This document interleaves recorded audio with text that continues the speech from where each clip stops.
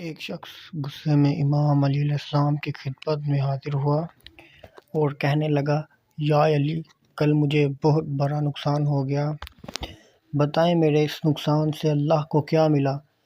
کیوں اللہ نے میرا اتنا نقصان کیا؟ تو امام علیہ السلام نے فرمایا، اے شخص، کس نے کہا کہ تیرا نقصان اللہ نے کیا؟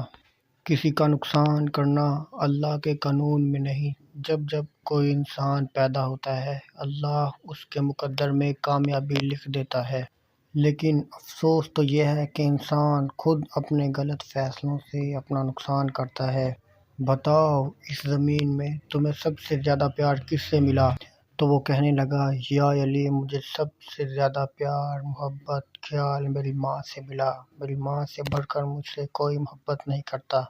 امام علیہ السلام نے فرمایا، اے شخص، بتا، اگر تیری ماں تیرا مقدر لکھتی تو وہ کیا برا لکھتی؟ تو وہ شخص کہنے لگا، نہیں یا علی، اگر میری ماں میرا مقدر لکھتی تو وہ صرف ہر قدم قدم پر میری کامیابی لکھتی۔ تو امام علیہ السلام نے فرمایا، اے شخص، خدا تجھ سے 70 ماؤں جتنا پیار کرتا ہے، اس نے تو ہر قدم قدم پر تیرے لیے کامیابی لکھی ہے۔